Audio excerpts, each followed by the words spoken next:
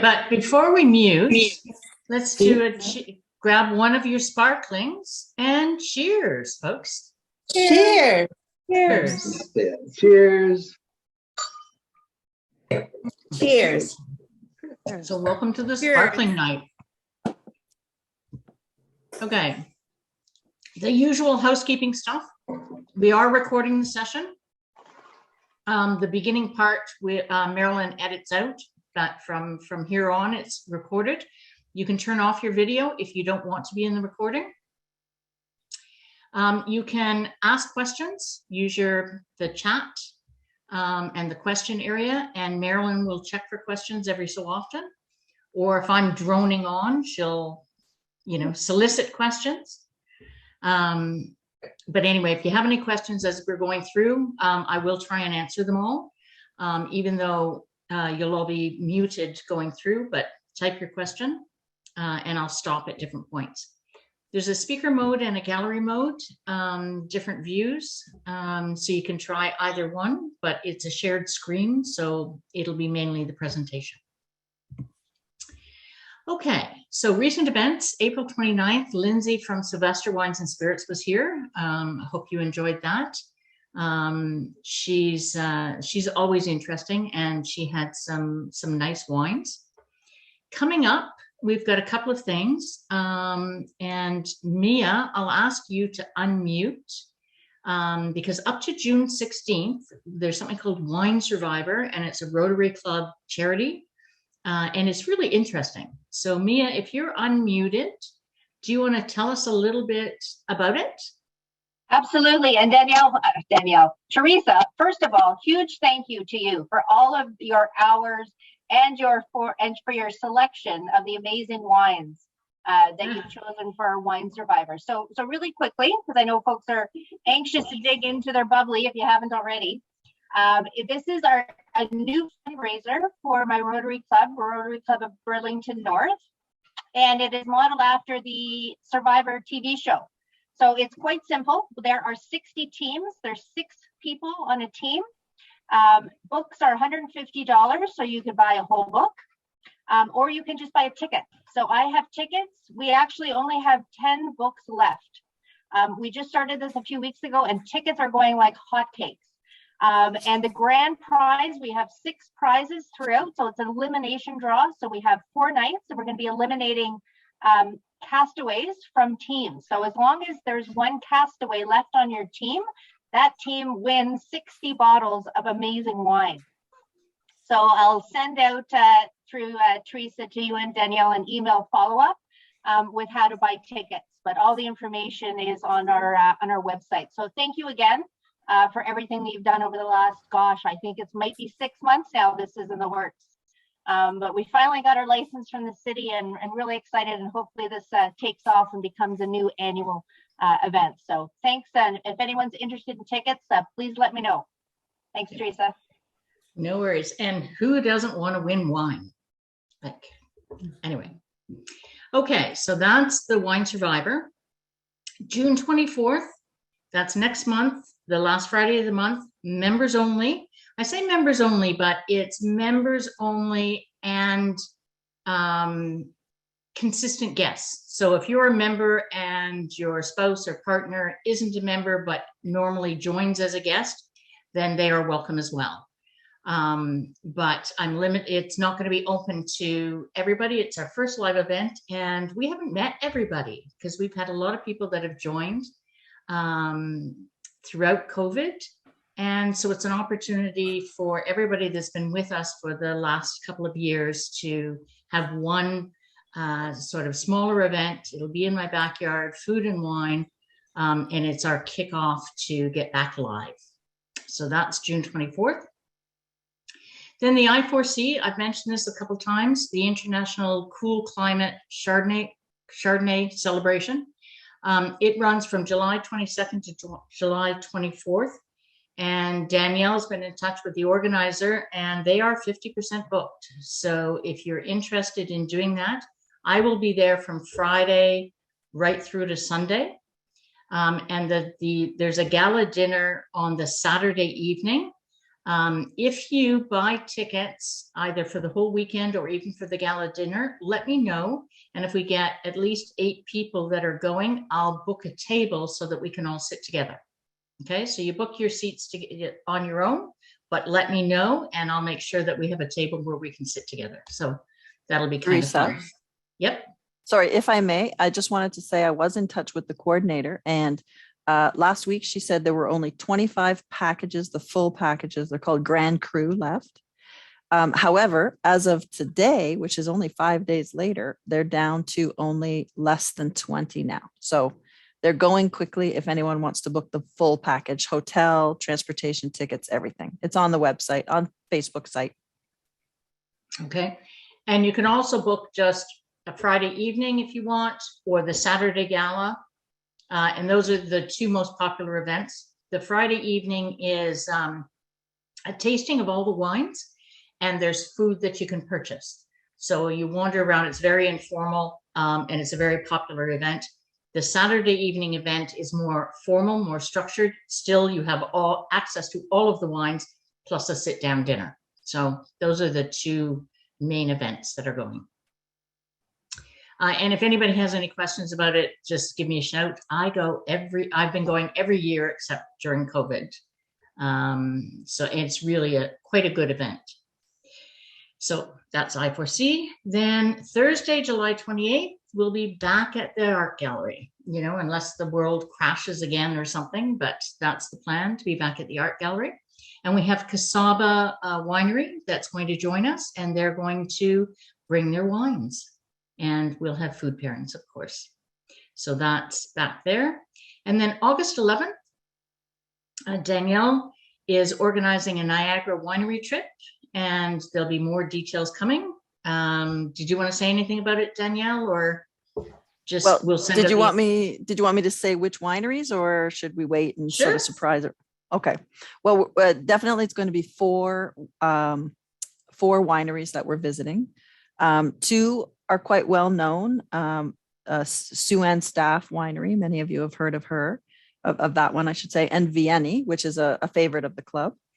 And 2 that are not as well known, but we're always into trying new things here at the club. So Caroline Cellars and Mary Nissen Estates. So we're going to be trying those 4 wineries, and that might change. I mean, it depends on availability, but we're pretty good, pretty well set for those 4, which is great. Tutored tastings, have about an hour there. There's going to be food available. We'll give you all the details really soon. We're this close to getting everything organized. Done. Awesome. And it'll just be great to be back out in the road or being able to do something as a group again. So some live events, a trip coming up, all good. Any questions about any of that before I start the sparkling wine masterclass? All good? Okay. So that's me with short hair. Yeah. Okay, sparkling wines. So what I'm going to talk about tonight is the wines and foods that we've got paired for tonight. So I'll walk through those to start with. I'm going to talk about some international examples of sparkling wines. So sparkling wines from around the world. And we've got 6 examples here tonight, and there are even more as well. So I'll talk a little bit about that. I'm going to talk about some of the characteristics of sparkling wines, both champagne and non-champagnes, and some terminology. So champagne and sparkling wine comes with its own set of terminology, which is kind of interesting. And if you see some of the terminology on the bottles, it'll give you a clue as to what's inside, which you may or may not be familiar with. And then at the end, I'm going to talk about food pairings. So always talk about food pairings, right? So what goes with sparkling wines? And then if we have time, I'm expecting we will, but I'll say, if we have time, depending on the number of questions and how long things go on, I'll talk a little bit about the vinification processes themselves. So the traditional method, so how champagne is made, the Charmat method, so how Prosecco is made, and then good old baby duck carbonation. Okay, foods and wines paired tonight. So first of all, you'll notice that we don't have the traditional placemats that have the wine and then a particular food pairing that goes with it, because we have a number of sparklings and we have a number of food pairings, and the food pairings will go with any and all of the sparkling wines. Okay, so there's some similarities in terms of the sparkling in that they're all dry. So there are no sweet sparklings. So we don't have any pairings that would go specifically with a sweet sparkling. So try the foods with the different, whatever sparkling wines you have. And we start with the Champagne, Tarland Brute Reserve. And I've had a taste of it, but I had never had it before. So it was available on the market, and it's at a very reasonable price. So it was about the same price as the Veuve Clicquot Piccolo. So the 375 ml as opposed to 750 ml. So it's very, very good pricing. And I would suggest to you that one of the reasons why it would have such good pricing is it's not very well known. So one of the things that you can look for in a champagne is the lesser known champagne houses. So if you go with a Veuve Clicquot or you go with the Moet and Chandon, they have huge marketing budgets. They have a huge presence in the market, and their prices are higher. So there are often some champagnes that are lesser known. It doesn't mean that they're any less good, and they follow all of the same rules as the large champagne houses, but they don't have the same marketing budgets. They aren't as well known, and they don't command the same prices as the high-end champagne houses. But again, it doesn't mean that they're not just as good. So that's the Champagne to start with. And then we have a Canadian sparkling, the Entourage Brute. That's a Jackson Triggs Entourage Brute. And I originally chose this and the Veuve Clicquot because a few years ago, a couple of wine writers referred to the Entourage Brute as the poor man's Veuve. So there's a very close tasting association with Veuve Clicquot or with a Champagne and an Entourage Brute. So if you have both of them, it'll be really interesting to taste them side by side, even though we don't actually have the Veuve, but we do have another Champagne. So this is the second wine, or the second sparkling, and it would be as close to a Champagne as you can get without being in the Champagne region. And then the third one is a Cava, the Frangiacorta, one of the major Cava houses in Spain. And these three wines are all made using the method traditional. So the same way that Champagne is made, these wines are made exactly the same way. Then the fourth one is a Prosecco, and it's made in a different way. It's using the Charmat method. It's a little bit lighter, but it's a nice Prosecco. And then the Sekt is German. It's a Henkeltrocken. So Henkel is the name, and Trocken is the same as Brut or dry. And it's made in the Charmat method as well. And I'll talk a little bit more about these later on in terms of what grapes they use. And then the last one is also called a sparkling. It doesn't have a particular name. It's from Australia, and I think we've had it before, the Joy. And it comes in a can, and it's made in the Charmat method as well. And so I'll talk a little bit about the difference between the traditional method and the Charmat method. So then your food pairings, and again, try them with each of them. So potato chips, as you know, we have potato chips pretty much every meeting because we typically start with the sparkling, and that is, unbeknownst to a lot of people, a classic pairing. So if you have a sip of your sparkling and you have a couple of potato chips and then have another sip of your sparkling, you'll find that the salty, even greasy sometimes potato chips, the sparkling wine just refreshes your palate, clears your palate, and sets you up for, something else to eat. So if you haven't made a point of trying a sparkling with the potato chips, please do tonight. And again, have a sip of the sparkling, couple of potato chips, salty, greasy foods in your mouth, and then have another sip of your sparkling. And it should work with pretty much any of the sparklings. The second food pairing is courtesy of Chef Mike, his Parmesan Shortbreads. So those are rich and buttery and creamy. And again, the sparkling wines will cleanse your palate, will refresh your palate after having some of the Parmesan Shortbreads. Then the next three items are more substantial food items. So the caramelized onion tarts. So you've got and I should stop and say there are vegan, vegetarian, gluten-free, dairy-free, and non-seafood options for any of these items, depending on what your allergies are or your dietary restrictions were. So I'm just going to go through kind of the standard ones. So the caramelized onion tarts. So you've got caramelized onions, you've got a bit of sweetness, and then you've got a cream cheese and a feta cheese and some rich cream and in a pastry shell. So it's a substantial tart, and it should hold up to the sparkling wines. Then your hot Italian sausage roll.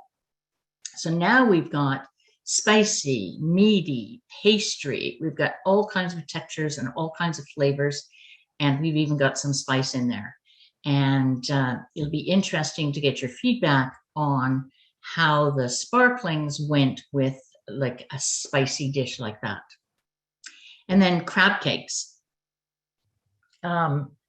So if you have a tin that had a large X on it, just to let you know, we're calling it crab cakes, but there's not actually any crab in it or gluten or it's gluten-free vegan, basically, is the alternative.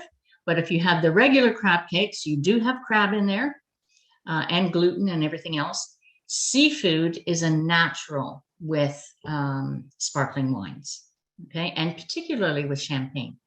So, and then the last one, and this is courtesy of Lorraine, who's not here. She kindly offered to make these for us.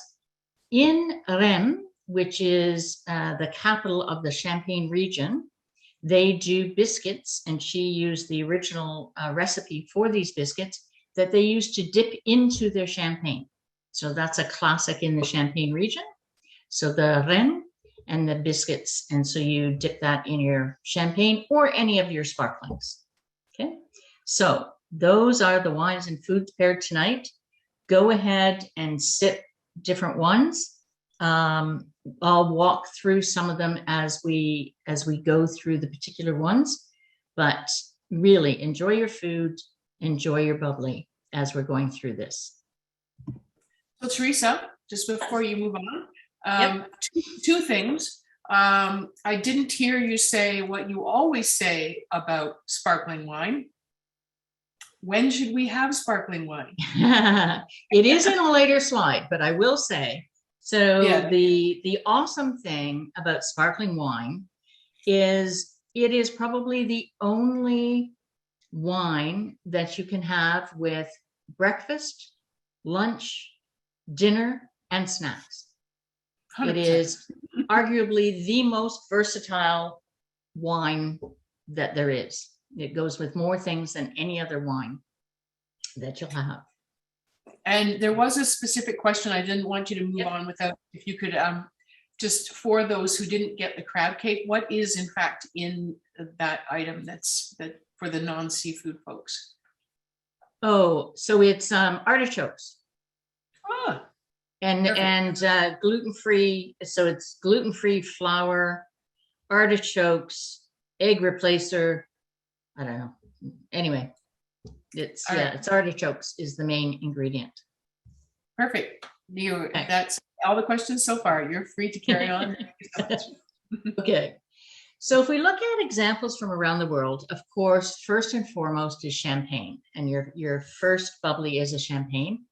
It is from France. Only wines that are made in the Champagne region can be called champagne. And in fact, with the EU rules, you can't even make a bubbly and call it via the champagne method. You must call it the method traditionnel, so the traditional method, rather than even the champagne method. And by law, there are three main grapes. And I say main grapes, 99% of the grapes in a champagne are Pinot Noir, Pinot Meunier, and Chardonnay, just those 3 grapes. There's 1% of Pinot Gris, Pinot Blanc, and a couple of other lesser known grapes. But pretty much if you have a champagne, it's going to be some combination of these 3 grapes. The next is a Crémant. And we've had some Crémants at the club before. And Crémant, to me, is a really, really good value sparkling. It's made in the traditional method. It's made in France. And it can be made anywhere in France, following the same rules that are used with the traditional method. The difference is it uses the regional grapes. So if you have a Crémant d'Alsace, it'll have Riesling, maybe Pinot Gris. It doesn't usually have some Gewürztraminer, but it could. If you have a Crémant de Bourguignon, it's going to be a Chardonnay and or a Pinot Noir, because those are the grapes that are allowed there. So those would be the grapes that would be in the Crémant.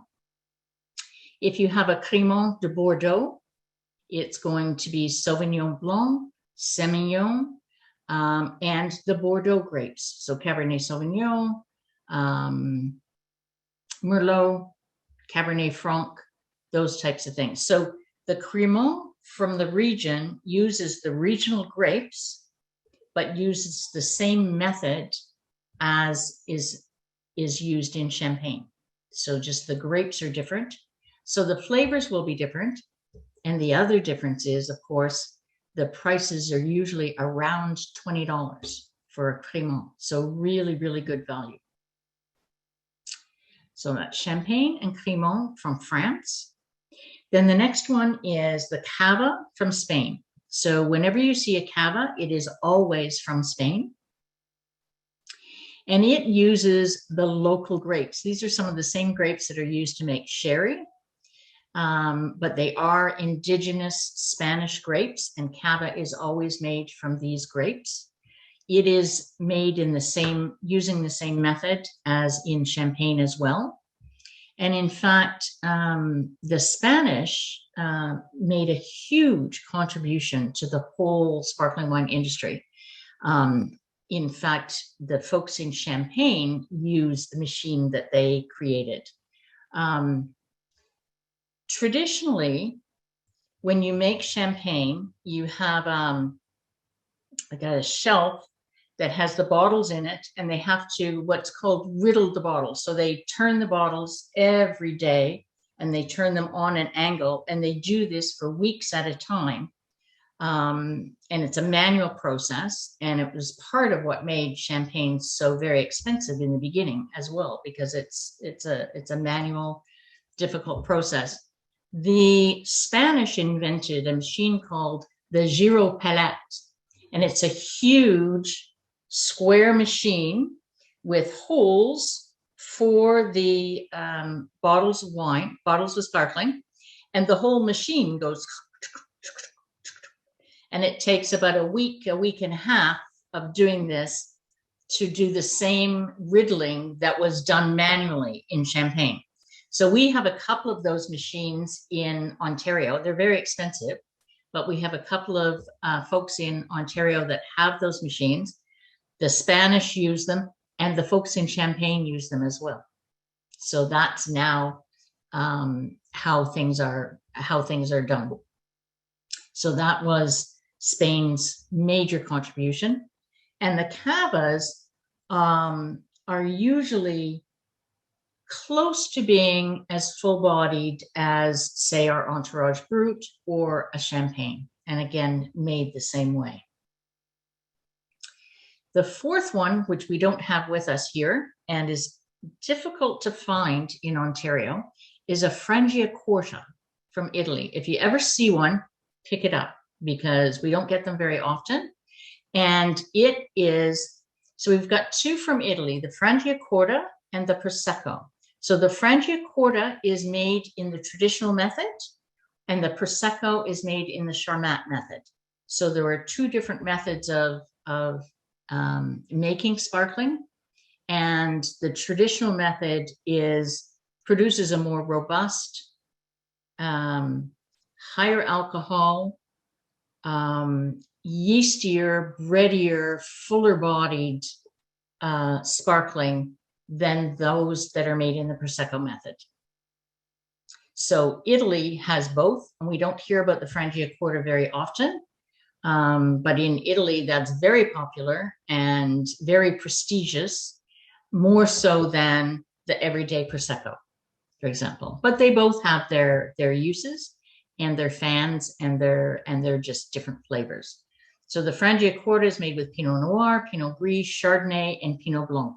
And those are very much like the Champagne grapes. So Pinot Noir, Chardonnay, and Pinot Gris and Pinot Blanc are in those 1% of the other grapes that can be used in Champagne. So the Frangiacorta is very consistent with how Champagne is made. And now we get into like the Proseccos. So Prosecco from Italy, the grape used to be called Prosecco, but it's actually the Glera grape, and they've gone back to that particular name. And the difference between how a Champagne is made and how a Prosecco or Moscato or Sect or some of our other sparklings are made is that when the traditional method, there's a second fermentation that takes place in the bottle itself. So they make a wine, they put it in the bottle, then they add yeast to the bottle, and they put like a beer cap on it, and they let it ferment a second time. So you've got the extra flavors of the yeast, and it captures the CO2, and you have a second fermentation in the bottle, and it's fairly strong. With a Prosecco or the Charmat method or any of the other bubblies that are made using this way, they do a still wine, they ferment it, have a still wine, and then they put it all in a huge steel tank, and they do the second fermentation in a big tank. So your ratio of yeast to wine is much, much less if you're doing it in a big steel tank. So it's a lot easier to do because you just put all the wine in there, you put your yeast in the bottom, and then at the end you bottle it.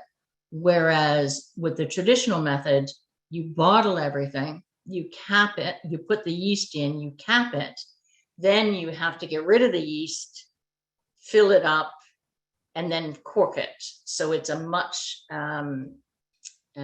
more difficult process, much more time consuming, and much more expensive process. So the Prosecco isn't as yeasty, isn't as bready, isn't as strong, but it's a nice, light, fun, sparkling, a good value bubbly.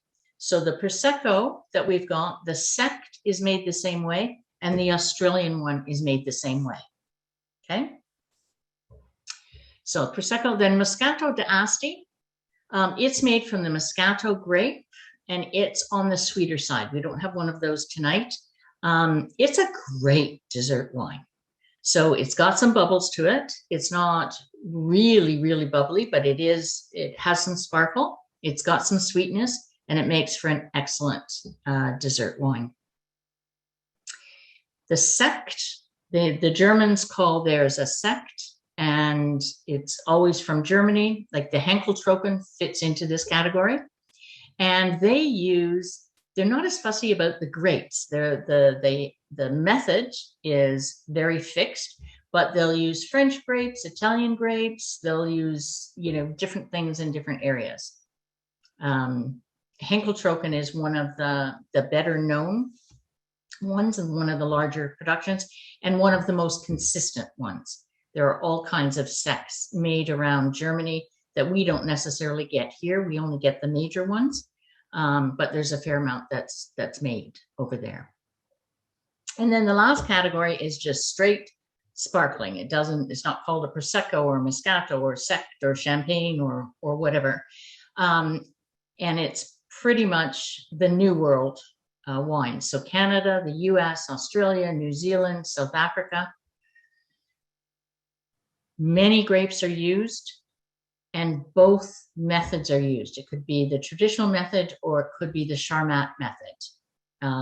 So for example, the Entourage Brute is the traditional method, but Jackson Triggs also makes one using the Charmat method. So the same method as, say, Prosecco. And they're different price points, but they're also different flavors and different times that you might have them. So if you want a nice light summer bubbly, you might go with the one that's done in the Prosecco style. Yeah, Canada, US, Australia, New Zealand, South Africa, all kinds of different grapes are used depending on where it is, and there aren't the same rules as you have in, say, Champaign or even Cava about what grapes you must use or how you must make it. But what you can find on the bottles are, it will typically say method traditional, which means it's made in the same way as Champagne, or it'll say Charmat method, which means it's made in the same way as Prosecco. Okay. Any questions about that? The different champagnes or sparklings from around the world? Has everybody had all of them? You must try them all at one point. Go ahead. To try them all at one point. Folks are loving your pairings. I did put into the chat a link to a YouTube video of Chef Mike making the Parmesan shortbreads. It was a long time ago, so we're not going to mention. He's lost 30 pounds during COVID, and we're very proud of him for that. So it's a very easy recipe to follow. Certainly the crab alternative that I had was spectacular. Just, you know, I don't know whether you know, if you've heard, Shelley's asking me if you've heard there's a winery about to open in Niagara, very hush hush, and they're only going to focus on sparkling. I don't know if you've heard. No, I haven't. There is one winery in Niagara that focuses on sparkling now, and that's Q. And they have the Giro Palette, by the way. And they do bottling, sparkling bottling for a lot of the other wineries in Niagara. So it's interesting that there's a second one that's going to open in Niagara, focusing on the same thing. That'll be interesting. I actually did hear about that, and it is happening probably late fall. And they're going to try and do things the same way as they do them in the Champagne region. And they're hoping for the same result. So, yeah. Do you know what it's called?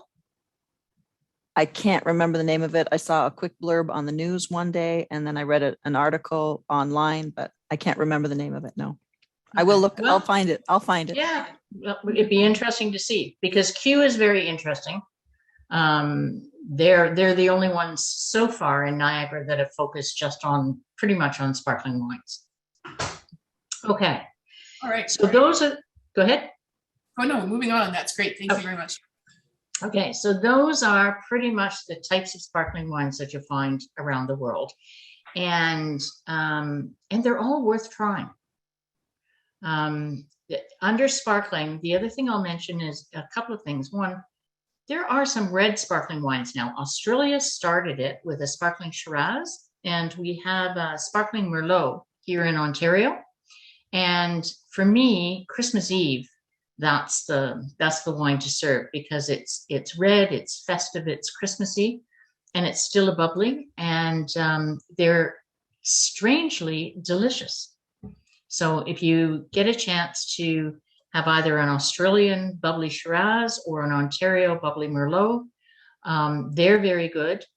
South Africa makes some very, we don't get a lot of them here, but occasionally we do.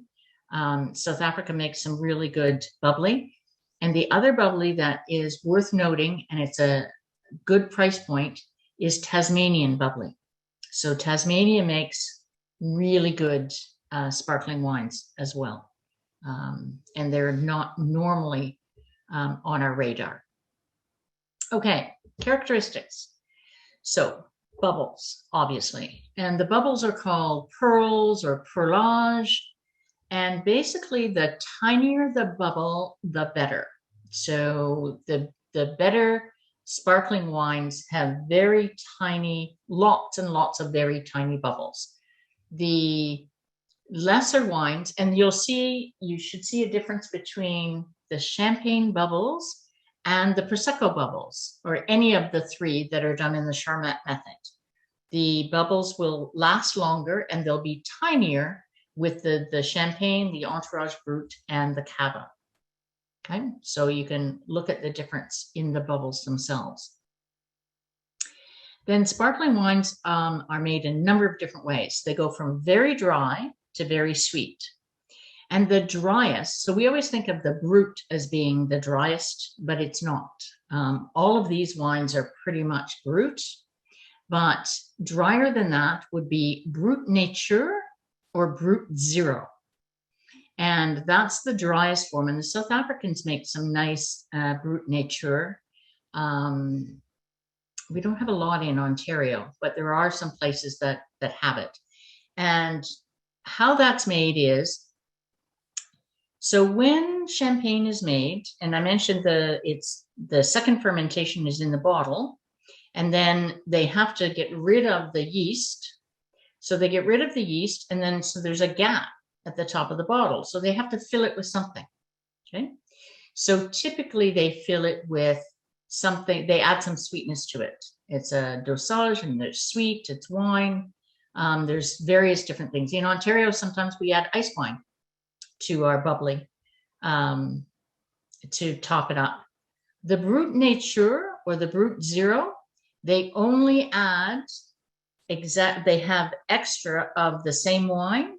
So they add only the same wine. They do not add any sugar. They do not add anything else to it. So it is the driest form of sparkling that there is. And it's called, and you'll see on the bottle, Brut Nature or Brut Zero. I think they use Brut Zero in the Champagne region and Brut Nature in other regions. So from there you have extra Brut and then Brut, okay? And we normally have the Brut, and it's got a little bit of sugar, but it's considered dry. Brut is dry. And then it could also say extra dry or extra sec, and sec is dry. Then dry, then sec, then demi-sec, so half dry, and then jus is sweet. Okay, so those are all the classifications, and they're always right on the bottle. So you can tell by reading the bottle how dry your bubbly is going to be. And it's worth paying attention to because it can make quite a difference. So then aromatics.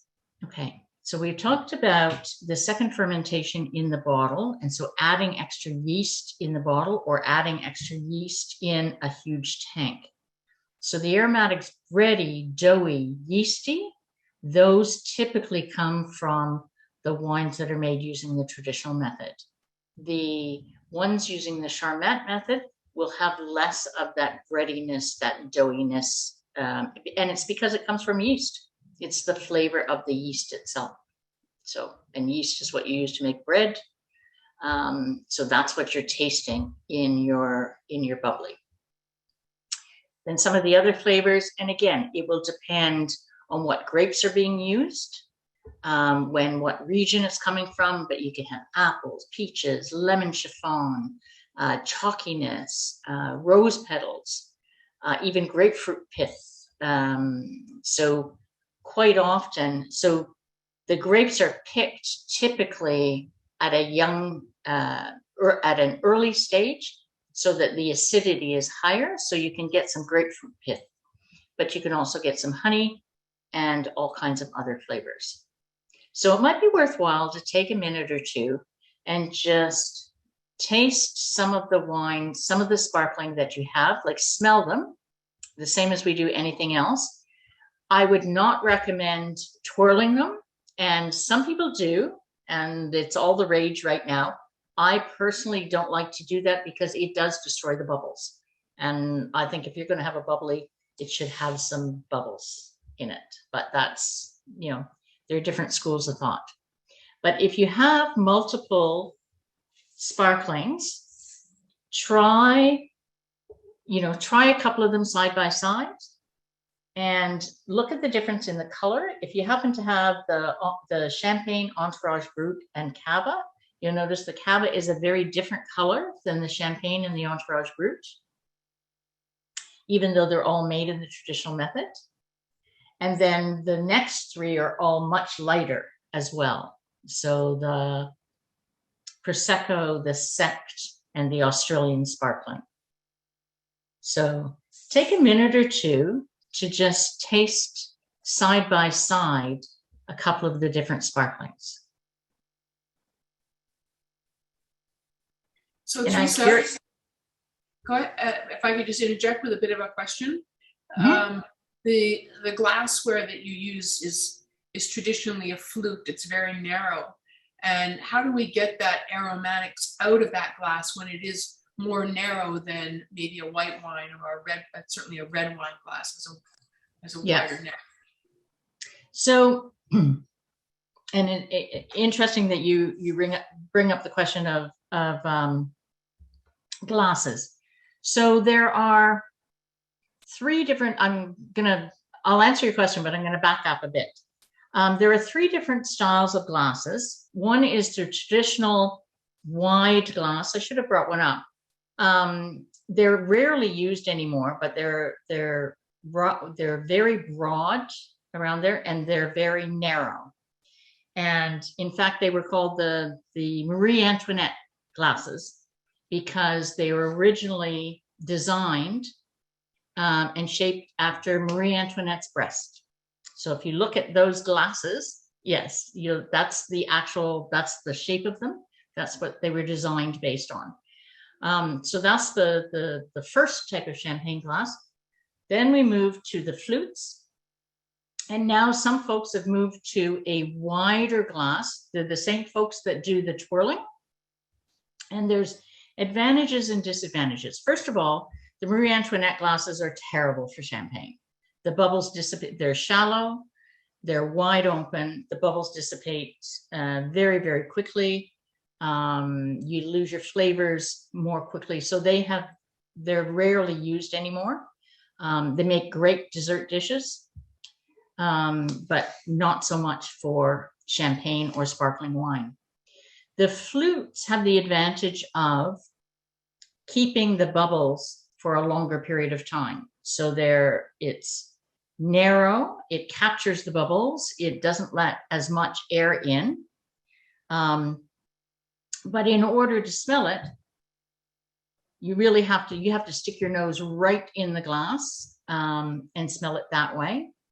Whereas the latest version of glasses that have come out are wider, and like a red wine or a Chardonnay glass, there's more aeration. So you lose the bubbles quicker, but you get more on the nose in terms of smelling the sparkling. So it's really a preference thing. So some people say, hey, you know what? I don't care about the bubbles. I want to smell the aromas from this particular wine like any other wine. So they'll swirl it, they'll have it in a larger glass, and they'll smell it, and they'll get the nose. I'm a bit of a traditionalist. I prefer a flute. I like my bubbles. And I'm even fussy about my flutes. Some flutes are better than others. Some of them I have some Moët and Chandon flutes that they're to die for. The bubbles last forever in them. And I think, and Marilyn has some glasses where there's a cut in the bottom of the glass, and that makes the bubbles stay for a long period of time as well. And it's gorgeous. You get this tiny stream of bubbles that goes up, and it will do that for an hour. If it takes you an hour to drink a glass of champagne or a glass of sparkling. Okay. Did that answer your question, Marilyn? In a long-winded way? Yeah, 100%. And I think that you're showing us maybe perhaps the Canadian, the Entourage Brute, It's a fun night to pour that in many different glasses and see if you get a different sensation from that. So, Yep, absolutely. And in fact, I would say use the Marie Antoinette glasses, use a flute, use a wider glass, and sometimes we even we'll use a tumbler because that's just a different experience altogether. Not one I would really recommend on a regular basis for a bubbly, but using different glasses does change the flavor of the wines for sure. perfect. Okay. Where are we heading next? Okay, geez. so this is my bragging screen. So some of you may know that Marilyn and I were in Champaign a couple of weeks ago. So this first picture, so we're at Champaign Fields, and what I found very interesting about this, because I've only ever been to Champaign before at harvest time, and at harvest time, the vines are shoulder height easily, like they're big, they're robust. These vines, like it's early in the season and they were so low to the ground. I had never seen vines in Champaign that were that low to the ground. So they were just really, really tiny. And anyway, it surprised me because I'd only ever seen them at harvest time. Marilyn's sitting there in a Champagne house, trying some champagne.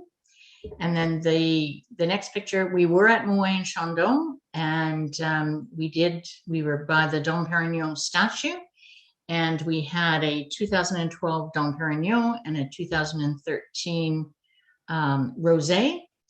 And perhaps the best part of it all was this was the fellow that served us. I think his name was Michael. It might have been Michael. Yeah. I might have blacked out then, so maybe I have that wrong. Yeah. Anyway, so it was a lovely afternoon at Moët and Chandon. Yeah, magical. Okay, so terminology. So I've mentioned method traditionnel, and that's a term. So Champagne, Crémant, Cava, Frangiacorta. So I mentioned South Africa. It's Cap Classique. They have their own name for sparkling that's made in the traditional method. So that if you see Cap Classique, it's from South Africa and it's always made in the traditional method. And then sparkling. So sparkling wine can be made a number of different ways, but one of them, of course, is the traditional method. Then the second is the Charmat method. So Prosecco, Sect, Lambrusco. So Lambrusco is Italian again. It's a red sparkling. It's light. It's got some sweetness to it. It's again a great dessert wine. Really fun, actually. Nice dessert wine and sparkling again. So some sparklings will be made in the traditional method, some in the Charmat method, and look for the different methods on the bottles themselves. Then in addition to that, so Blanc De Noir, and sometimes it will say that on the bottle. And what that means is it is a white wine made from red grapes. So blanc, white of black or dark. So Pinot Noir and Pinot Meunier are both red grapes. But all the insides of grapes are white. So it's the skins that have the color. So in Champagne, for example, they bring the grapes in and they crush them immediately and get the juice out. The juice is white. So you can have a Champagne made 100% from Pinot Noir, but it will be white. So that would be a Blanc De Noir, white from only red grapes. A Blanc de Blanc. So if it's a Champagne and it's a Blanc de Blanc, it's 100% Chardonnay. Or, sorry, it could be 99% Chardonnay. It could have a little bit of Pinot Gris or Pinot Blanc in it, but it's pretty much a white from white grapes. And there are only 2 red grapes and 1 white grape. So it's going to be based on Chardonnay. So you'll have a sense for what it's going to taste like just by the fact that it's 100% Chardonnay or 99% Chardonnay. Where you will see Blanc de Blanc as well fairly often is California sparklings, and they are excellent. So California makes some great 100% Chardonnay sparklers, and they will say Blanc de Blanc on the label. So if you like that style, and it's a great food wine, look for a Blanc de Blanc from California. There are also rosés, and Champagne is one of the few regions in France where this is allowed. So rosé is usually made a couple of different ways. One, you have red grapes and you press them for a short period of time and you extract the color that way. Or you're making a red wine and you siphon off some of the juice before it's completely done so that the remaining red wine is stronger. So now your skin to juice content is higher for the red wine because you've stolen or taken some of the juice out and then you make a rosé wine from it. The other way of doing it is you make a red wine and you make a white wine and you mix them. And that's allowed in Champagne, strangely enough. So they'll distill them separately, they'll blend them, put them in the bottle, and then do the second fermentation in the bottle. So that's another way of making it. Cuvée de Prestige. So Dom Perignon, that is the prestige wine from Moët and Chandon. La Grande Dame is the prestige wine from Veuve Clicquot. Okay? Belle Époque and Cristal are other prestige wines. So it's the top sparkling, or top, in this case, all champagnes, the top champagne from that champagne house. Okay? Then vintage or millésime. Excuse my French if I'm not pronouncing things correctly.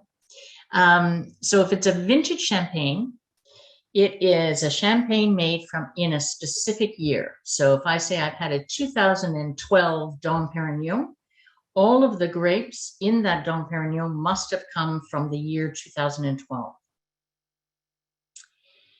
Vintage champagnes are not made every year. In the Champagne region, for example, they will declare certain years to be vintage years, and they're typically maybe 3 in a decade.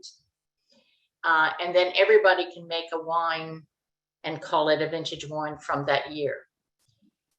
Other individual houses can make a vintage champagne or a vintage sparkling from that year, even though it's not a declared year. And in Ontario, strangely enough, almost all of our sparkling wines are vintage because they're made from the grapes from a particular year. And then the next year they have a new batch and they make them from that year and they put the year on the bottle. Vintage sparklings taste very different in different years. So again, it's typically in good years, but it means you're getting annual variation, you're getting weather variation, you're getting different wines in the bottle for each vintage. Whereas non-vintage is quite different in that it's a blend from multiple years.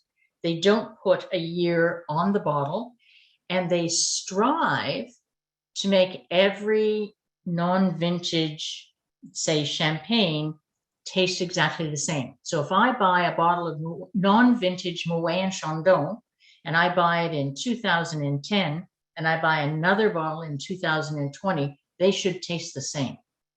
And how they do that is by blending multiple years and always striving to have a consistent sparkling. So that's the difference between non-vintage and vintage, and advantages and disadvantages to each. Okay, so vintage champagne is typically more expensive than non-vintage, And your prestige champagnes are almost always vintage champagnes. So they don't make a non-vintage Dom Perignon. They only make vintage. So they don't necessarily make it every year, but they only make vintage Dom. Okay. So has everybody tried the food pairings with at least one or two of the sparklings? Yeah. Okay. So did you go through? So I know some of you have. If you've been hanging around me for any length of time, you've had potato chips and sparkling. But for anybody that hadn't had it before, did you try like a sparkling and then some potato chips and then another sip of your sparkling? Anybody try that for the first time or find something new and different? There have been positive comments for your food pairing, so thank you always, Teresa, for your leadership, and of course the volunteers, and the special touch that you make for the vegans and the vegetarians. One day we really have to crack this idea of getting the recipes out to people. I know. We gotta get that done somehow. But but you're assuming I have recipes, and that's true. Actually the issue. But anyway, so I'm glad you enjoyed the pairings. What I find interesting is it's the types of foods. So potato chips, they're salty, they're deep fried, they can be greasy. Sparkling cuts through that. The Parmesan shortbreads, again, they're salty. So salt and bubbly go really well together. But not only that, they're rich, they're decadent, they're buttery. So they're strong. And again, the bubbly cuts through that. Caramelized onion tarts, rich, creamy, sweet, savory, just a different kind of flavor. Hot Italian sausage rolls, puff pastry, spicy, fatty. So very interesting. Fatty foods go really well with bubbly because the bubbly cuts through it. And I'll come back to that. And then the biscuits, a classic for dipping. So I hope you actually tried to dip your biscuit in your champagne, because that's the classic way of doing things. When in Champagne, actually a couple of interesting things in terms of food and champagne. So first of all, when in Champagne and you get a glass of champagne, you're going to have caviar, you're going to have foie gras, you're going to have salty, deep fried, and expensive. Like champagne is expensive, and typically the appetizers that are served are higher end appetizers. Cheese souffle, so cheese and eggs go with sparkling, which is another reason why sparkling goes well for breakfast. One of the few cheeses that's found in the Champagne region, because it's not really a cheese region, is the Langres cheese, and it's creamy and it's strong. So it's a strong, fierce cheese, and it goes with the sparkling. And Julie, the tripe sausage, again, fatty, strong, and the sparkling will cut the fat in that and even tone down the flavors, which can be kind of strong. Cassoulet, if anybody's had cassoulet, you know that's loaded with fatty meats and beans and all kinds of things. It's rich, it's creamy, it's heavy. The pairing, again, is sparkling. And the biscuit de Rennes, classic for dipping. The other thing I'll say about eating in Champagne. The first time I went to Champagne, I met with a champagne producer, and we tried the champagnes at his house, and then he took my friend and I out to lunch. And so we went to a local restaurant in town, and he brought a bunch of the champagnes to have with it. And I looked at the menu, and it was like, oh my goodness, there's sausage and beans, and there's I forget what else, but it was very down-home, peasant, hearty, simple food. And that's all that was on the menu. There was nothing fancy. There was nothing diverse. So this last time, I asked somebody at the Champagne House, what is the cuisine in Champagne? And sure enough, they really don't have a cuisine. So if you go to Bordeaux, they have lovely cuisine, high-end stuff, and they drink champagne with their foods. In Champagne, they drink champagne all the time, but they really don't have a cuisine other than, sausage and eggs and down to earth kind of foods. So I found that very interesting, given that arguably the world's best bubbly comes from that area. Any questions? Am I going on too long? No, you're doing great, Teresa. There's a lot to learn, of course, and we certainly appreciate your expertise. But I thought this was a fascinating question from the foursome Steve, Kath, Claire, and Len.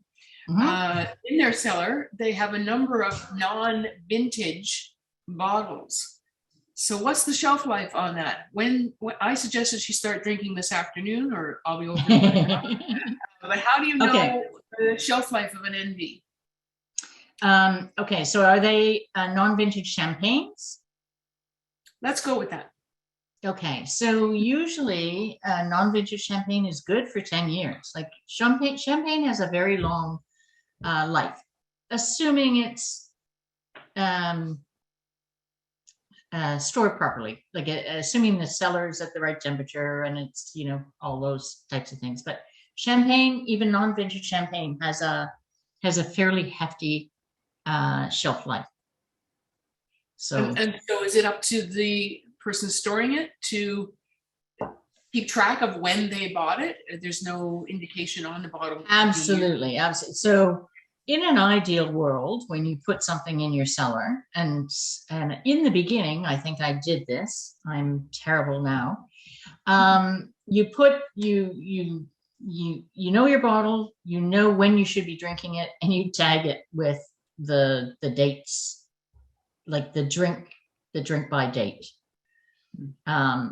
And quite often there's a range, so a start and a finish date. So in an ideal world, when you put a bottle in the cellar, you put it with a tag that says, 2022 to 2028. And, that's clear. But I haven't managed to keep a non-vintage champagne for 10 years yet. But they should last a good 10 years. And vintage champagne, of course, 20 years, 25 years, Yeah. They're I think what I'm hearing from Steve, Kath, Claire, and Len, we should start tomorrow. I'm free. A number of us will be over, say breakfast, 11. Absolutely. Or what? That's right. All right, you have more to share with us, Teresa. And I'm almost done. Okay, so additional pairings. We've covered a lot of this. So charcuterie boards, so salty, meaty, lots of variety. Chef Mike's shortbreads because of the butteriness. Tapas. Tapas are interesting because if you got something like an assortment of tapas, it's all kinds of different things. So it's very difficult to find a single white or red wine that's going to go with, half a dozen different tapas and different flavors. Fish, lobster, scallop, shrimp, always. Seafood, rich. It has a counteracting balance. Now, sparkling is not the only wine that will go with those things. So don't get me wrong. I'm not saying if you have lobster, you must have sparkling. Personally, I have an oak Chardonnay when I have lobster, but lobster and sparkling will go well together. Fish and chips, anything deep fried. So you get fish and chips. About the only wine to go really well with that is going to be a bubbly, because it's just going to cut through the grease, and anything unhealthy goes really well with the sparkling. Oysters, so classic pairing is champagne and oysters. Clam chowder is creamy, so the sparkling will cut the chowder. Crab cakes, you just have them. Club sandwich even, salty, crisp, variety, multiple things. Poultry, so creamy dishes. So again, if you want something to contrast your food. So a creamy dish, the bubbly will cut through it. Also, especially with the Prosecco or a lighter Cava or a Henkeltrocken, if you've got a light dish, then there's no reason why you can't have sparkling. And if you in a summer lunch, sparkling is a lovely thing to serve with a summer lunch. Chinese, Thai, Vietnamese, and sushi. So interesting, complex, sometimes spicy flavors. So an off-dry Riesling is going to work, a Gewürztraminer is going to work, but also a bubbly. When in doubt, a bubbly. Fruit desserts, fresh, lighter than a dessert wine. So you can use a dessert wine, of course, but if you don't want something as heavy as a dessert wine or as sweet as a dessert wine, then with fruit desserts, a bubbly works. And sweeter desserts, a demi-sec or a jus. So get a sweeter bubbly. You always want to match your sweetness in your desserts or your dishes with your wines, with the sweetness in your wines. But as you can see, very, very versatile. As we said before, breakfast, lunch, dinner, and snacks. Like you wouldn't have even an excellent high-end Bordeaux. You would not have that with breakfast, lunch, dinner, and snacks. There isn't really a white wine that you could have with breakfast, lunch, dinner, and snacks. So bubbly's the one. Your classic matches: oysters, foie gras, caviar, black truffles, smoked salmon, all the rich, decadent type foods go with sparkling. Salty, fatty, fried foods, biscuits, anything in puff pastry. Shellfish, fish in a cream sauce, and again, Chinese, Thai, sushi, complex flavors, spice, something that you want if you want to refresh your palate, sparkling's probably the best way to do it. You know, unless you're going the beer route or something, because it has the same type of effect with some dishes. But in terms of wines, the sparkling will refresh your palate more than pretty much any other wine. Okay, how are we doing? Are we exhausted? Do you want to hear a little bit about the methods? Well, we're just a little past 8:30. So as we all know, there's an awful lot to learn on the subject. So that's why you can do this a few times, because there is. It's sparkling wine is a hugely complex topic, and I think we've covered most of the things in terms of the methodology anyway. I won't go through all the steps. The major difference between the traditional method and the Charmat method is a second fermentation in the bottle or a second fermentation in a big, huge vat. And the carbonized is like soda pop. They inject CO2 afterwards. So that's really your three methods. And there's lots of finer details, of course, but that's really it in a nutshell. So any questions about that? No.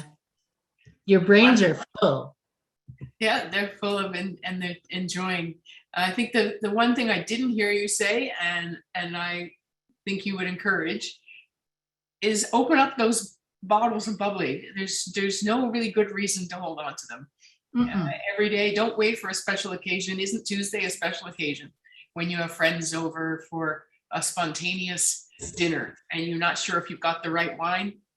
Open up the bubbles. Open up the bubbles. Yep. So I personally start every event, whether it's at my home or a public one or a wine and food pairing that I'm doing officially, I always start with the bubbly.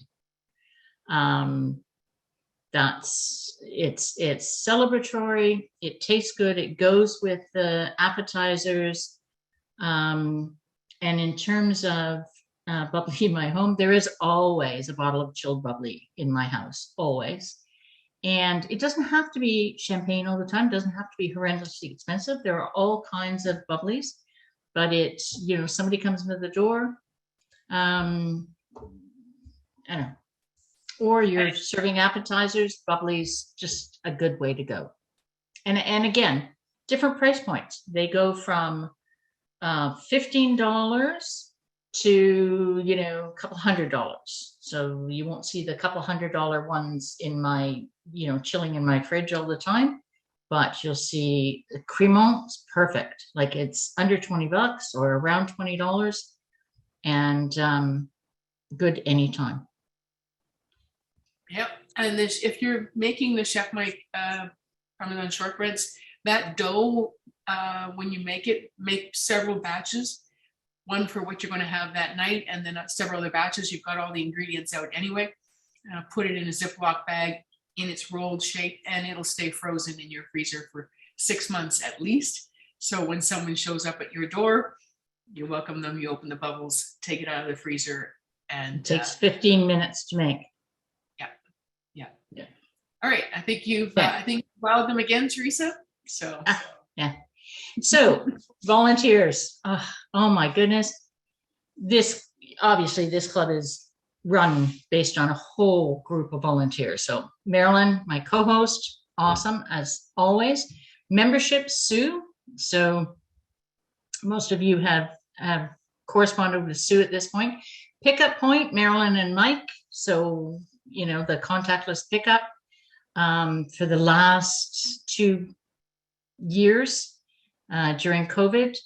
Wine and food, Dorothy, Lorraine, Kathy, and this month Chef Mike, and wine sales, Monique. So she tracks all the payments and things like that because I don't. And social media and trips. So it was just social media during COVID, but now we're back to Danielle organizing our trips for us, which I'm really, really looking forward to.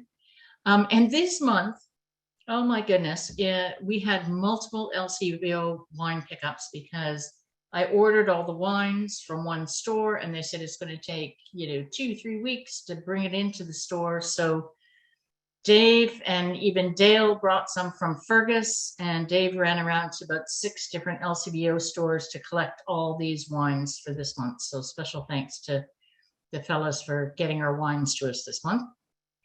Next month, again, members and regular guests only, live in my backyard. You'll get all the info on that. And we do have an agent coming, and he's coming with some wines. So you don't even need to purchase anything ahead of time. It will be a little bit less formal than when we have at the art gallery, or even when we're on the video or the Zoom, where we're doing a formal wine tasting. Because we're going to have up to 50 people, we will have multiple wines and we will have foods, and hopefully the foods and wines will pair well, but it will not be a formal structured tasting with 6 glasses for that many people in my backyard. Okay, so just to let you know, it'll be a little less formal than usual. Extras, Wine Survivor, the Rotary Charity, contact Mia. We'll let you know how to do that.